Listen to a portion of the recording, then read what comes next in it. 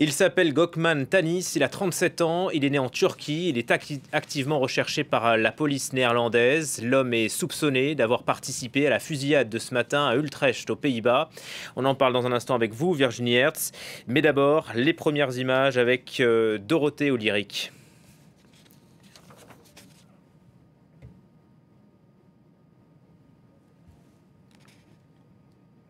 Pour la police néerlandaise, la chasse à l'homme est toujours en cours. L'homme qui a tiré dans un tramway ce lundi est toujours soupçonné d'être retranché dans l'un de ces immeubles, proche de la gare où a eu lieu la fusillade. La tension est palpable et la police montée cherche à éloigner les nombreux journalistes qui filment les recherches. À La Haye, le Premier ministre néerlandais a interrompu ses réunions.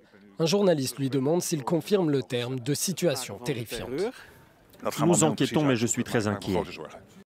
Plus tôt ce lundi, un corps était visible sous une rame de tramway. Il sera bientôt recouvert. L'attaque a eu lieu sur la place du 24 octobre, en périphérie de la ville, dans ce tramway où le tireur a ouvert le feu sur des passagers. Le bilan n'est pas définitif. Plusieurs hélicoptères médicaux ont été déployés. La police a conseillé aux écoles de la ville de fermer.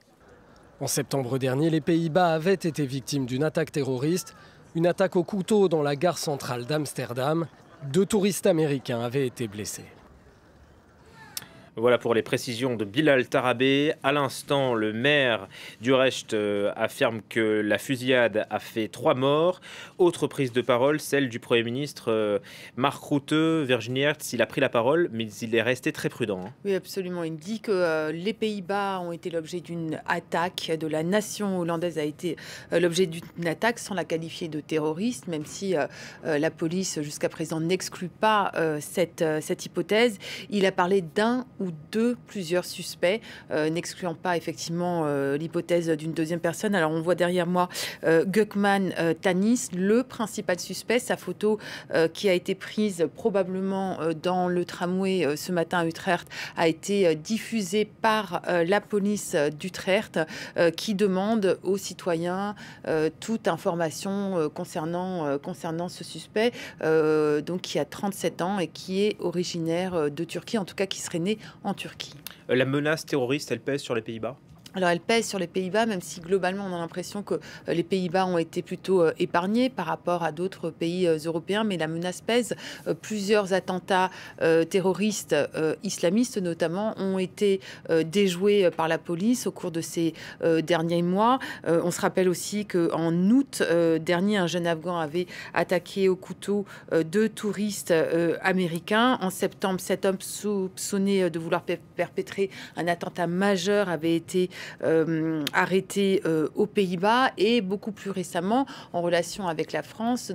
Le 15 mars dernier, des personnes ont été arrêtées aux Pays-Bas en relation avec les attentats du 13 novembre, soupçonnées d'avoir été impliquées dans la fourniture des armes utilisées lors de ces attentats de Paris. Merci pour ces éléments, Virginie Hertz. Le bilan donc évolue après cette fusillade. Le maire de la ville parle maintenant de 3 morts. Pierre Benazé, on vous retrouve en direct de Bruxelles. Mark Rutte, on le disait, s'est exprimé. Il n'écarte donc pas la piste terroriste. Oui, effectivement, c'est l'option principale désormais apparemment pour les enquêteurs. C'est aussi ce qu'évoque le coordinateur de la lutte antiterroriste, Peter Jaap Arsberger, qui a donné une conférence de presse tout à l'heure. Il a annoncé que la police était effectivement toujours à la recherche essentiellement d'un suspect principal. Ce suspect, on l'a dit à l'instant, il pourrait s'agir de Gökmen Tanis, cet homme né en Turquie, âgé de 37 ans. La police, dans son avis de recherche publié sur les réseaux sociaux, affirme qu'il pourrait, je cite, être lié à l'incident d'Utrecht. C'est ce qui est écrit. Ne l'approchez pas et appelez la ligne d'urgence qui est indiquée sur les réseaux sociaux. Il y a donc un suspect principal. On est toujours à la recherche aussi d'un véhicule de couleur rouge, une Renault Clio, dit-on ici. Entre-temps, le quartier a été entièrement sécurisé et le bilan n'est pas encore définitif. Vous citiez le maire de la ville. Les confirmations vont un peu dans tous les sens à l'heure actuelle. Il y a au moins certainement un mort confirmé et d'autres blessés. Et le bilan pourrait effectivement être monté jusqu'à 3 morts. Les services sanitaires, les services d'urgence sont toujours actifs sur les lieux de la fusillade de ce matin, la place du 24 octobre à Kanaleneiland, à 10 minutes de la gare centrale d'Utrecht. Voilà, la chasse à l'homme qui continue à Utrecht. Pierre, les Pays-Bas qui ont relevé leur niveau d'alerte maximal? Oui, effectivement, c'est ce qu'annonçait d'ailleurs, c'était l'annonce principale du coordinateur pour la lutte antiterroriste et la sécurité, Peter Jaap Alsberger, tout à l'heure. Il affirmait que ce niveau passait de 4 à 5. Jamais les Pays-Bas n'ont décidé une telle mesure, mais cette mesure est limitée et confinée à la province d'Utrecht. Ça ne concerne pas le reste du pays et c'est destiné à faciliter le travail des enquêteurs, le travail de la police. On sait que des unités de lutte antiterroriste ont été déployées sur place dans ce quartier Kanaleneiland, mais on sait aussi que de nombreux bâtiments d'intérêt vital ont été sécurisés, comme par exemple le siège du gouvernement à La Haye ou l'aéroport de Schiphol, qui n'est finalement pas très loin d'Utrecht.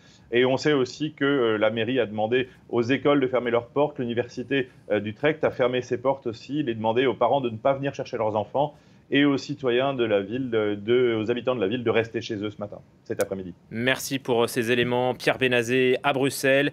Donc voilà, peut-être plusieurs morts donc, dans cette fusillade à Utrecht. 3, dit le maire de la ville. Ce n'est pas confirmé. Pierre Benazet nous le disait à l'instant. Les Pays-Bas qui n'écartent pas donc, la thèse terroriste, une attaque terroriste. Donc ce matin, voilà ce qu'on pouvait dire à l'heure qu'il est sur cette attaque.